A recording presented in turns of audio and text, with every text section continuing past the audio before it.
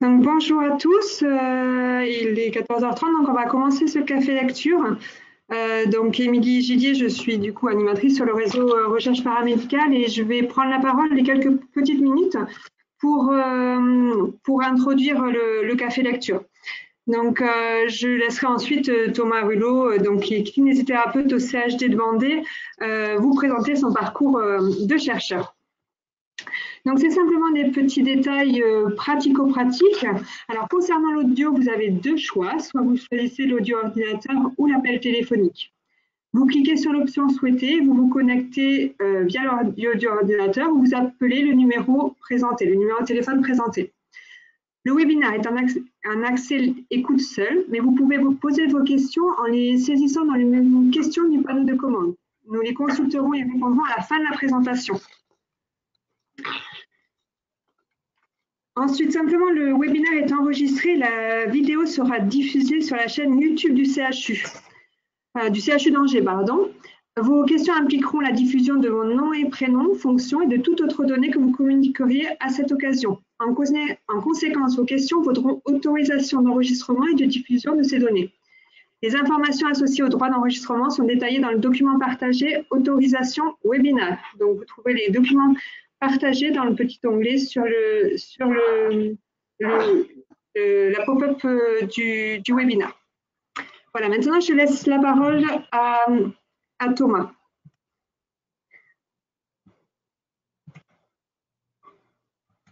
Alors moi je veux bien. Est-ce que tu as mon écran? Alors pas pour l'instant. Voilà, je vais te donner la main. C'est bon là? Émilie? Oui. Ouais. Oui, tu peux commencer. Ok. Bon, parfait. Hop là. Alors, du coup, j'arrive pas à supprimer le panneau. Bon, c'est pas grave. Là, vous voyez mon écran? Oui. J'ai pas eu ce problème-là tout à l'heure. Donc bonjour. D'abord, merci de l'invitation pour cette présentation. Donc sur ma vie de chercheur, du diplôme d'État au doctorat. Et puis je vais donc vous présenter ce parcours en illustrant avec certains travaux qu'on a pu mener. D'abord, je voudrais montrer en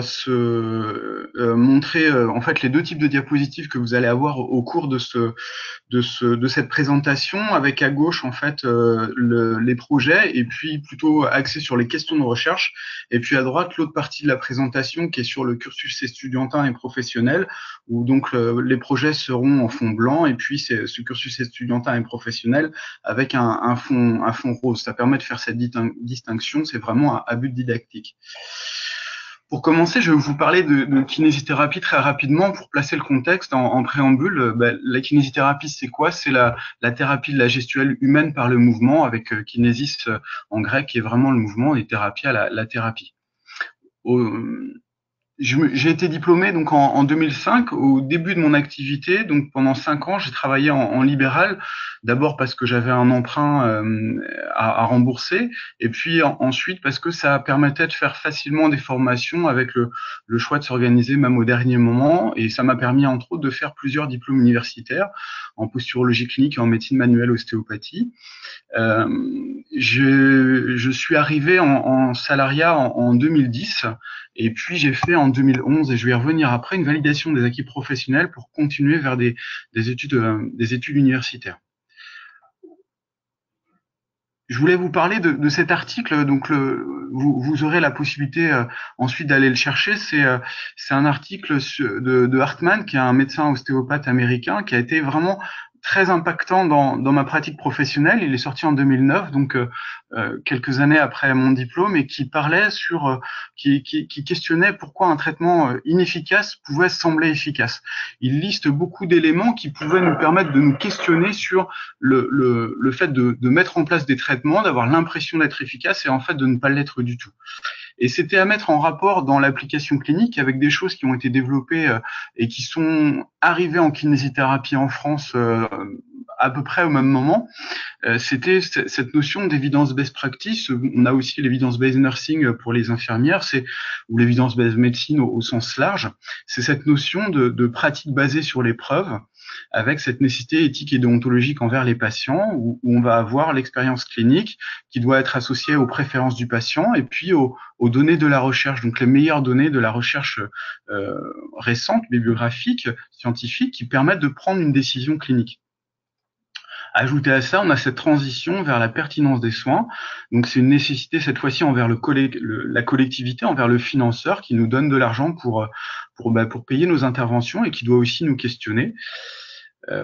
Ajouté à ça, toujours en préambule, j'étais confronté à des cas cliniques.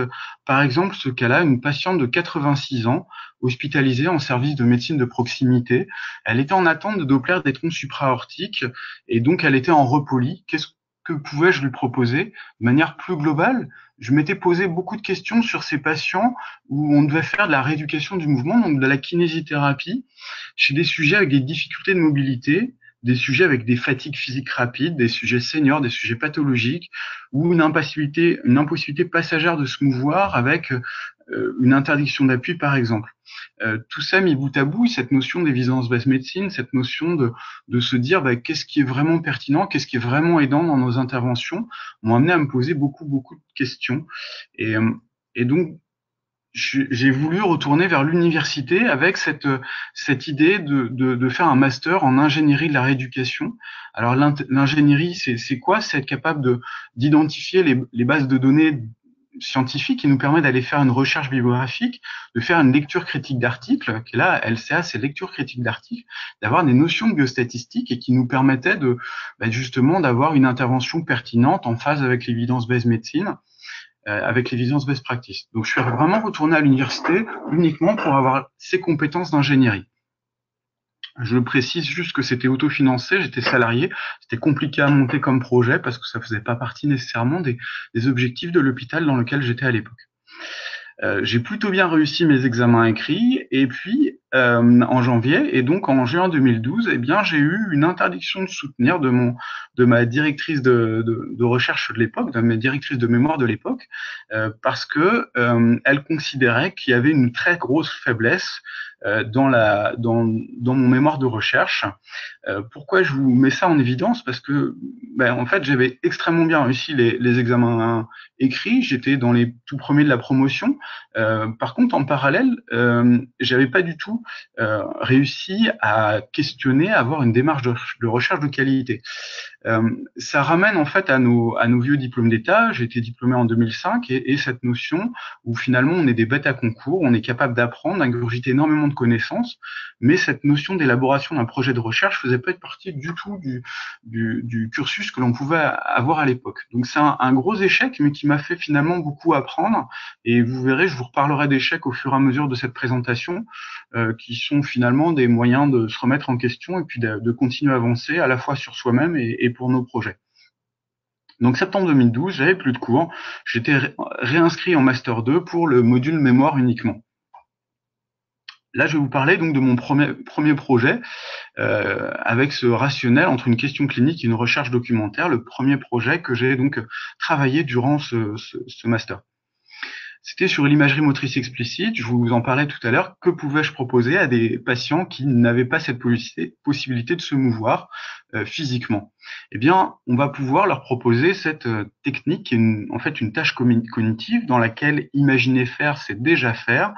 On va demander aux patients de simuler mentalement une action. Cette simulation mentale d'une action va activer des aires cérébrales et permettre un réapprentissage moteur. Dans les capacités d'imagerie, on sait que avoir de bonnes capacités d'imagerie, en fait, va impacter favorablement le réapprentissage par cette technique d'imagerie motrice. Et on s'est posé la question, à quel moment pratiquer? Je vais vous expliquer pourquoi. Donc, moment de la journée et tâches cognitives. Pour Schmitt et ses collaborateurs, de manière globale sur toutes les tâches cognitives, ils ont fait une revue de littérature en 2007 et ils ont montré que si on regardait au cours de la journée, les jeunes avaient de meilleures capacités cognitives en début d'après-midi, alors que les sujets seniors avaient de meilleures qualités en fin de matinée, pour toutes les tâches cognitives. Quand on va parler plus précisément d'une tâche cognitive, donc l'imagerie, celle qui m'intéresse, on va s'intéresser par exemple à l'isochronie.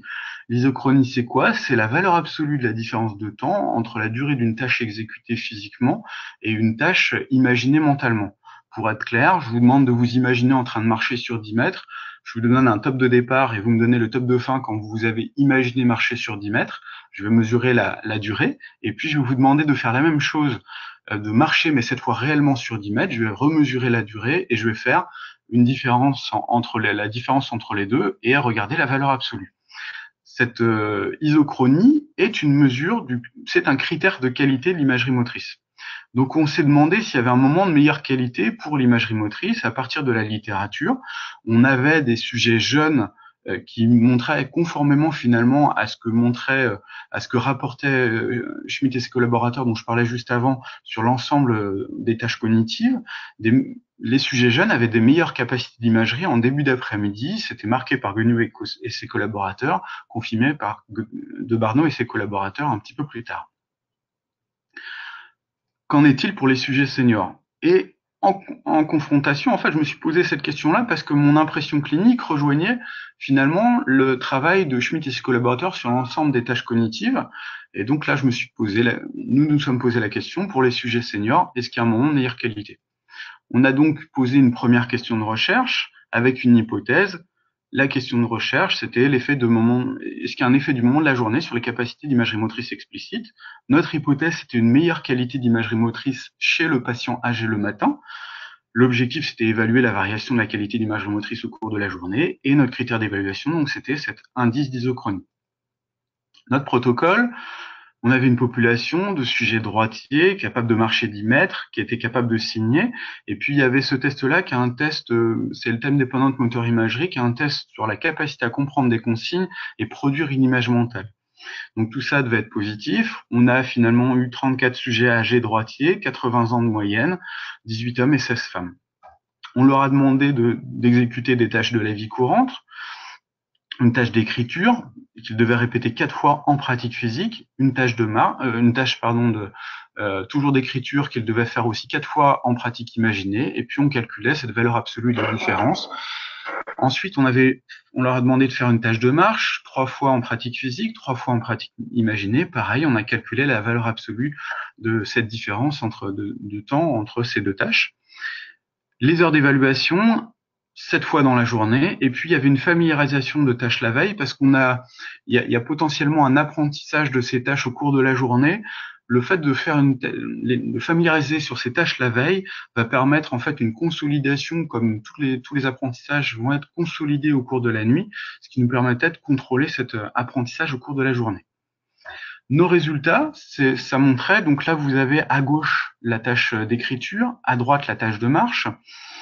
En bas, vous avez le temps, donc l'heure de la journée à laquelle on a fait l'évaluation. Et puis, au niveau des abscisses, vous avez l'indice d'isochronie. Et plus l'indice d'isochronie va être bas, plus il va être proche de 0, meilleure va être l'isochronie. Et donc, on voit, entre 10h et midi, pour la tâche d'écriture comme pour la tâche de marche, un meilleur indice d'isochronie. Ça nous donne finalement, en complément des données que nous avions avant, un critère de meilleure qualité d'imagerie motrice qui arrive en fin de matinée comme celui qu'on attendait. Ça a donné lieu à un article qui a été publié dans les archives of Physical Medicine and Rehabilitation en 2015. Vous remarquerez la temporalité, donc 2013, je finissais mon master, ça m'a permis de publier cet article seulement en 2015. Autre élément, donc octobre 2013, novembre 2017, et puis maintenant jusqu'à aujourd'hui. Pourquoi je fais cet aparté sur novembre 2017? Vous allez le voir en fait dans cette diapositive. Donc j'ai eu, après cette acquisition de démarche d'ingénierie, l'envie de continuer sur cette démarche de recherche parce que j'étais dans des bonnes conditions avec ma directrice de mémoire qui m'a proposé de continuer sur une démarche de recherche par rapport à ce qu'on a réussi à élaborer durant ce master. J'ai pu faire ma thèse au CNRS. Pourquoi je vous parle du CNRS? Parce que c'est un laboratoire, c'est une UMR qui était cohabilitée donc par l'Université de Poitiers et le CNRS. Le CNRS ayant plutôt une vocation de recherche fondamentale, et je vais y revenir un petit peu plus tard. On a Donc mon sujet de thèse, c'était l'application clinique de l'imagerie motrice en rééducation, avec une soutenance il y a un peu plus d'un an maintenant, le 24 novembre 2017. On avait fait 7 expériences, certaines dans la suite du master, d'autres sur le massage, et puis qui étaient plutôt orientées donc recherche fondamentale. En parallèle de tout ça, j'ai eu un recrutement par le CHD en avril 2017. Comment ça s'est passé en fait dans l'hôpital dans lequel je travaillais en 2015 jusqu'en 2016. Je suis venu rencontrer les gens au centre hospitalier départemental. J'ai rencontré à l'époque le responsable de la recherche, Jérôme Dimet, et puis on a discuté de la possibilité de monter des projets de recherche sur mon ancien hôpital. C'était extrêmement difficile. Par contre, il m'a suggéré l'idée de venir rejoindre l'unité de recherche clinique à l'époque. Ça a mis à peu près un an pour monter le projet. J'ai actuellement un temps de recherche de l'ordre de 40, enfin, qui est de 40% actuellement, évolutif en fonction des projets développés, et puis qui est financé, entre autres, au départ, en tout cas, par les points SIGAPS, par les publications SIGAPS issues de ma thèse. Voilà, on a 3 publications, ça fait que ça permet de financer mon temps actuel. Actuellement, mes missions à l'unité de recherche clinique, c'est de concevoir et développer des projets de recherche clinique. Donc, je ne vais pas tout développer. Vous pourrez lire ensuite la diapositive. J'ai comme mission de développer des projets, de poser des bonnes questions, donc de confronter la littérature scientifique à l'expérience clinique, de rechercher des financements. Actuellement, on a 3 projets en cours, tous les 3 déposés au comité de protection des personnes, certains qui sont bien entamés avec plus de la moitié des patients recrutés, d'autres on attend des réponses du CPP. On a des idées en rédaction, on a plusieurs partenariats universitaires aussi en cours. Je dois, comme mission, continuer à développer un réseau professionnel avec l'université, avec les instituts de formation. Je suis aussi impliqué comme conseiller scientifique dans plusieurs instances. Je fais aussi des expertises de projets, des expertises d'articles, de dossiers pour la Haute Autorité de Santé aussi. Et puis j'ai comme autre mission un appui aux paramédicaux pour aider justement dans cette démarche de recherche à dégrossir le terrain pour les étapes d'un projet en promotion avec, par exemple, la méthode de recherche documentaire, la lecture critique d'articles, aussi cet objectif dès le départ, cette idée dès le départ quand même de pouvoir communiquer. Donc c'est quand même la finalité de la recherche de communiquer, et donc avoir dès le départ cette réflexion pour un article à la fin. Et puis je serai sollicité probablement pour aider à la rédaction d'articles scientifiques. Donc maintenant, je vous ai présenté un projet de recherche fondamentale. Je vais maintenant vous présenter un projet de recherche plus à orientation clinique. Je vais faire rapidement. C'est un projet qu'on a développé en se posant la question par rapport à la fibromyalgie. L'intérêt de l'activité physique dans la fibromyalgie est bien marqué, avec des modalités qui sont assez bien développées sur l'intérêt du travail aérobie associé à un renforcement musculaire. Cette notion de posologie des exercices de l'ordre de 20 minutes et 2 à 3 fois par semaine. On s'est posé une question par rapport à ça, par rapport à une demande sur comment est-ce qu'on peut proposer une activité physique plus spécifique pour améliorer la qualité de vie des patients fibromyalgiques au sein du centre hospitalier. Et puis donc cette hypothèse, c'est une amélioration de la qualité de vie des patients fibromyalgiques à moyen et long terme grâce à une activité physique spécifique. On a souhaité donc comparer l'intérêt d'un programme d'activité spécifique, d'activité physique sur 6 mois sur la qualité de vie des patients par rapport à la prise en charge standard. Et notre critère d'évaluation principal, c'est la FIC, donc la Fibromyalgie Index Questionnaire, qui est l'échelle la plus utilisée sur la qualité de vie pour les patients fibromyalgiques. L'intérêt de ce programme, c'est de coupler une prise en charge entre des kinésithérapeutes et des enseignants d'activité physique adaptée. Je peux malheureusement pas beaucoup plus détailler le fond de ce programme parce que je vais vous dire, l'appui juste après. Donc le design est multicentrique, contrôlé, randomisé. C'est en partenaire, enfin un des centres investigateurs, c'est le centre hospitalier universitaire de Nantes. C'est un appel d'offres qui a été remporté au sein de l'établissement en fin 2017. Il y a eu 2 appels d'offres qui ont été retenus. C'est un appel d'offres interne au sein du centre hospitalier départemental. Et donc l'autre appel d'offres, c'est Midria qui est en réanimation. Et donc on a déposé au CPP en novembre 2018. Donc je vous fais une remarque sur cette temporalité aussi là. Finalement, pour un appel d'offres remporté fin 2017, on a réussi à déposer au CPP presque un an après. En résumé, les points clés, c'est beaucoup de rencontres de l'humain à l'université, dans le réseau clinique. À l'université, ça m'a semblé très important, en tout cas dans mon parcours, de rencontrer des bonnes personnes avec entre autres Lucette Toussaint, qui est professeure d'université à l'université de Poitiers, qui m'a beaucoup soutenu à la fois qui a été ma directrice de mémoire de master, puis ma directrice de thèse, qui a été extrêmement bienveillante à mon égard et dans mes contraintes professionnelles d'avoir une activité doctorale en même temps que mon activité professionnelle, dans le réseau de cliniques avec beaucoup de personnes que j'ai pu rencontrer ici qui sont extrêmement soutenantes aussi par rapport au projet développé. Une petite notion sur la différence entre recherche fondamentale et recherche clinique pour les gens qui seraient intéressés par la recherche fondamentale. Elle est plus théorique, on a aussi cette chance d'être plus certain d'aboutir. Et puis en recherche clinique, c'est plus long, c'est plus coûteux, c'est passionnant. Par contre, c'est aussi plus complexe à réorienter. Si on voit qu'on se plante, en fait, on a tellement lancé d'argent dans le projet que c'est difficile de réorienter en cours de route, alors qu'en recherche fondamentale, on peut décider d'arrêter très rapidement. C'est beaucoup de travail. C'est une famille soutenante. C'est un projet personnel, familial, qui est vraiment très très lourd à porter. C'est une volonté et beaucoup de chance, avec des gens que j'ai trouvé très courageux d'arrêter en cours de route aussi. Et on a à peu près 50% d'arrêts sur, voire plus que ça. Je crois qu'on a 75% d'arrêts dans certains domaines du doctorat quand on fait en parallèle d'une activité professionnelle.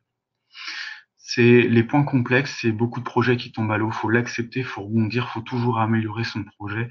Et finalement, un projet qui est bloqué à un moment, c'est aussi une possibilité de l'améliorer encore au bénéfice de tous et au final des patients.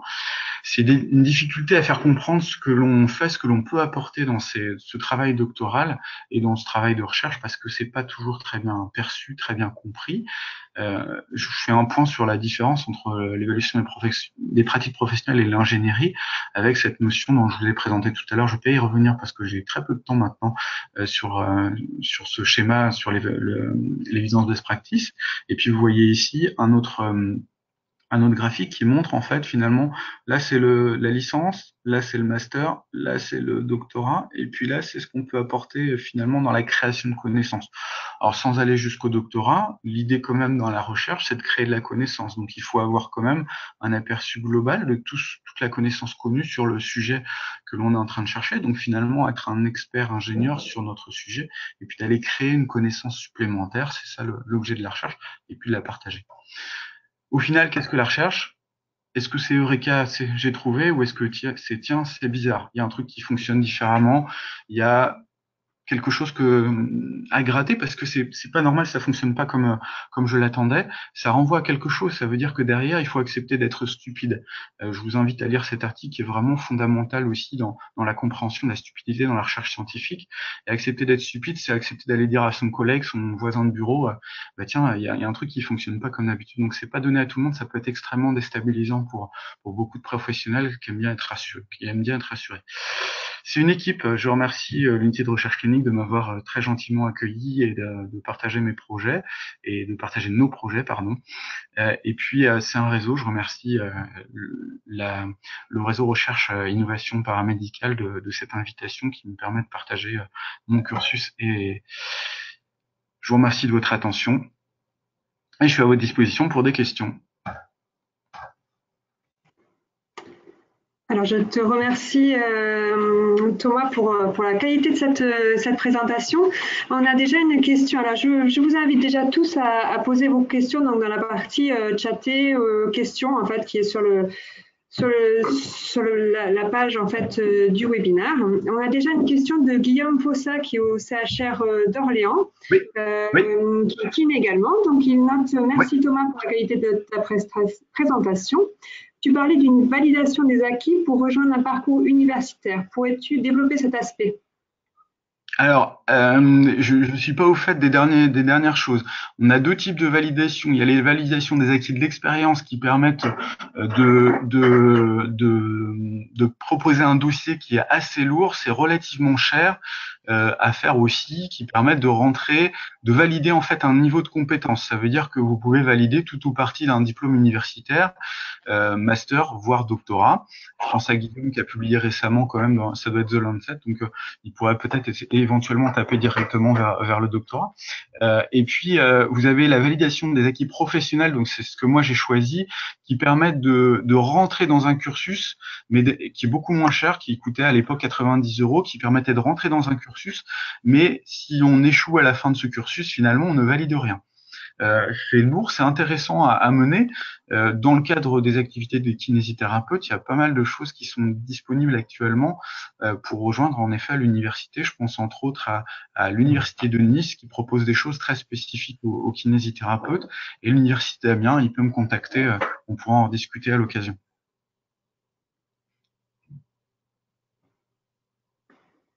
Alors, j'ai une autre question. Est-ce que vous nous entendez bien? J'ai perdu le son, je crois. Moi, je t'entends. D'accord, très bien. Du coup, alors je ne sais pas, est-ce qu'il y a d'autres questions dans la salle? Sinon, moi, j'ai une question par rapport à ton labo de recherche. Donc, tu disais que tu avais rejoint le CNRS pour ta thèse. Comment as-tu trouvé en fait ton labo de recherche? Est-ce que c'est par ta tutrice de mémoire? Comment est-ce que tu as fait pour trouver le labo qui pourrait correspondre à ta thèse? J'étais en master à l'époque. J'ai eu une présentation alors moi je travaillais beaucoup en neurologie et en service de gériatrie au cours de mon activité professionnelle. Donc j'étais très intéressé par les boyaux de la tête, autrement dit par le cognitif. J'ai eu une présentation qui m'a beaucoup intéressé d'un des intervenants. C'était Cédric Bouquet, qui est professeur d'université à l'université de Poitiers, qui m'a intéressé particulièrement sur l'imagerie motrice, qui était une technique que je ne connaissais pas du tout à l'époque. Je lui ai demandé plus de renseignements. Il m'a renvoyé vers Lucette Toussaint, qui a accepté de suivre mon mémoire de master, et puis qui m'a proposé, on a eu cette discussion, l'opportunité de continuer sur une thèse par la suite. Donc c'était vraiment dans la continuité du master. C'était vraiment une rencontre à la fois scientifique, humaine, avec moi qui apportais finalement des choses beaucoup plus cliniques, et donc une finalité finalement aux recherches que elle menait depuis des années, et puis elle qui apportait un niveau universitaire qui était extrêmement bon, et puis une humanité qui était enfin une bienveillance qui était assez exceptionnelle aussi. D'accord, merci pour cette réponse. On a une autre question de Guillaume. Donc Guillaume Poussa, toujours au CHR Oui. d'Orléans. Il nous dit, tu nous disais que ton temps dédié à la recherche au sein du CHD pardon, est de 40%. Comment est Oui. organisé le reste de ton activité? Je travaille tous les matins en service clinique, tous les après-midi, sauf normalement le jeudi, en service de recherche. Donc je suis en service clinique actuellement. Je suis affecté au court séjour gériatrique parce que j'ai eu la chance de pouvoir postuler dessus. C'est vraiment l'endroit que je souhaitais, enfin dans lequel je souhaitais être affecté. Et puis tous les après-midi, je suis en recherche.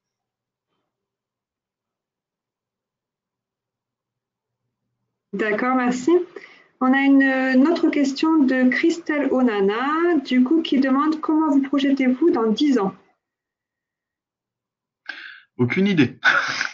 Non, je suis très très bien ici. J'ai la chance quand même de faire une activité passionnante à la fois sur l'activité de recherche et l'activité clinique.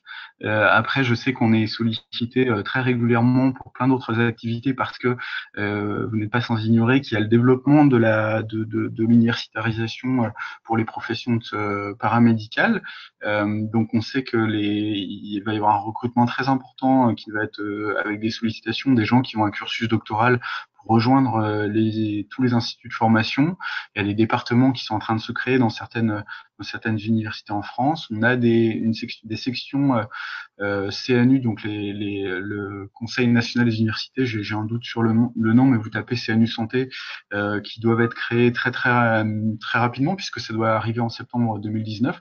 Donc il y aura peut-être des opportunités là-dedans. Après, j'ai pas pris de décision. Pour l'instant, je prends énormément de plaisir à faire ce que je fais, et je sais absolument pas où je serai dans 10 ans. J'espère être là.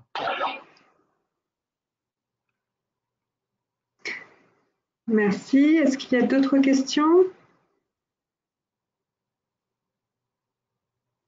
J'avais peut-être encore une question en fait sur ta place au niveau du labo sur le CNRS, parce que c'est vrai que c'est, je trouve un profil un petit peu atypique au profil d'avoir rejoint un labo en fait de recherche fondamentale. Je voulais savoir comment tu nous as parlé un petit peu de ta place et les relations qui étaient, enfin ton expertise qui était différente des chercheurs qui étaient au sein du CNRS. Et je voulais savoir vraiment qu'est-ce que ça t'avait apporté cette expérience? Est-ce que ça t'a permis, enfin voilà, qu'est-ce que tu en retiens et quel conseil en fait tu pourrais donner si des personnes en fait hésitent entre un labo plus de recherche ou un labo qui sera plus à l'université, format plus classique si je puis dire. Alors, c'est difficile à répondre. Après, il y a plein d'autres labos et c'est, à mon avis, la première des choses à voir, c'est les rapports humains. C'est que j'insiste surtout sur quelque chose d'aussi particulier que la formation doctorale. J'insiste sur le côté humain que j'ai eu la chance d'avoir en rencontrant ma directrice de thèse, Lucette Toussaint. Pour répondre à ta question, la particularité que j'avais, c'est vrai que on a beaucoup de chercheurs actuellement qui s'intéressent aux domaines qui peuvent être les nôtres. Je parle au sens paramédical, au sens large, ou kinésithérapie au sens plus réduit, parce que c'est ce que je connais le mieux, finalement, dans des laboratoires, mais qui ne sont pas en contact de patients, parce que actuellement, tout ce qui est recherche paramédicale, on n'a pas de laboratoire, on n'a pas de section de CNU, et on a des difficultés à aller vers ça. Donc c'est vrai qu'il y avait cette discussion toujours où j'étais finalement un clinicien quand j'arrivais. C'était assez paradoxal parce que je me retrouvais à être le clinicien quand j'arrive au laboratoire de recherche, mais finalement le chercheur quand je suis avec mes collègues dans la pratique clinique. Et donc c'était intéressant avec ce côté, cette construction par l'altérité où finalement on a dans le laboratoire des gens qui étaient assez intéressés par l'expertise clinique et la finalité de ce qu'on allait pouvoir proposer dans cette technique d'imagerie motrice qui a une finalité plutôt pratique.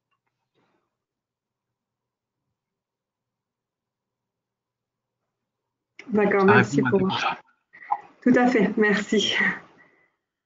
Alors, j'ai une autre question de Marion Gouzien. Donc, elle dit bonjour, merci pour votre intervention. Je suis actuellement étudiante en kinésithérapie et en CFA au CH d'Argenteuil. Avez-vous des conseils pour réaliser une étude de faisabilité? Alors pour réaliser une étude de faisabilité, ça dépend du sens où on l'entend, parce que on n'a pas tout à fait la même notion dans les IFMK de ce que peut être une étude de faisabilité. Ça peut être une étude de faisabilité dans le sens de développement dans son mémoire, mais quand on parle d'étude de faisabilité au sein des unités de recherche clinique, ça va plutôt être de voir si on peut réellement mettre en place, est-ce qu'il y a une file active suffisamment importante pour mettre en place une étude clinique, etc. Donc c'est pas tout à fait les mêmes notions. Ce que je pourrais lui conseiller, c'est de se renseigner auprès de l'unité de recherche clinique, s'il y en a une au sein du centre hospitalier d'Argenteuil que je ne connais pas. Et puis sinon, se renseigner auprès de son directeur de mémoire ou de m'envoyer un mail. Et puis je pourrais répondre plus précisément à sa question. Oui, voilà, si je peux me permettre de faire un relais, en fait, ce que tu viens de dire, Thomas Hulot, effectivement, en fait, pour ce genre de questions très précises, souvent on redirige en fait vers les DRCI en fait sur les sites. C'est vrai que c'est assez complexe de répondre à ce type de questions en fait puisque c'est vraiment dépendant en fait de la thématique. On a une autre question de Guillaume Fossa. Excuse-moi, j'insiste, Émilie, c'est vraiment une question sémantique. C'est que dans les IFM4, quand on parle d'études de faisabilité, c'est par exemple dans le cadre de développement d'un projet pour le mémoire de fin d'études, et on n'entend pas tout à fait la même chose par rapport à ce que nous on entend en unité de recherche clinique. C'est pas ou les DRCI, c'est pas tout à fait les mêmes notions. Je t'en prie. Ok, merci. Donc on a une autre question de Guillaume Fossa donc, qui demande quelle a été la faiblesse de ton premier mémoire. La faiblesse de mon premier mémoire, c'est c'est que je pense qu'il n'était pas. Alors, d'un point de vue de ce qui lui a été reproché, c'est une inclusion extrêmement faible, un nombre de sujets qui était très très faible. C'était pas abouti. Il y aurait tellement de choses à dire. Voilà. C'est vraiment les principales choses, c'est que la question de recherche n'était pas bien posée, la mise en perspective avec la littérature n'était pas correctement faite. Et puis la discussion n'était pas aboutie. Il y avait pas grand-chose à garder.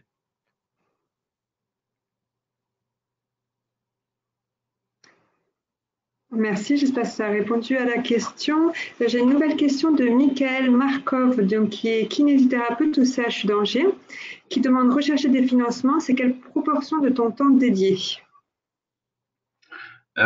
C'est rechercher des financements, c'est finalement pas énormément de temps parce que moi je regarde les financements qui sont plus spécifiques.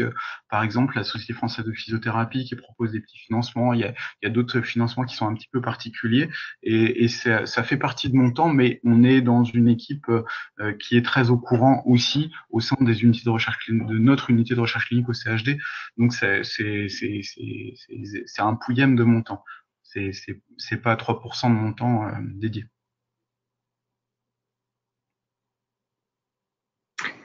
Merci, je pense que ça a répondu à la question. Y a-t-il d'autres questions? Alors, s'il n'y a plus de questions, je crois que je vais remercier, en fait, je te remercie vraiment, Thomas Rouleau, de cette belle intervention et puis du temps passé à répondre aux questions. Je vous rappelle, en fait, que du coup, ce webinaire a été enregistré, que vous pourrez retrouver la vidéo sur la chaîne YouTube du CHU d'Angers. Donc, n'hésitez pas, si vous voulez, à la regarder. Si vous avez d'autres questions qui viennent plus tard, en fait, dans la journée, n'hésitez pas à m'envoyer un mail m'envoyer un mail pour avoir des compléments d'information. On pourra continuer à échanger avec Thomas ou avec moi-même. On pourra continuer à échanger, donc n'hésitez pas. Et je vous remercie donc pour la qualité de ces questions et merci Thomas pour la qualité de cette présentation. Merci. Bonne journée à tous. Merci.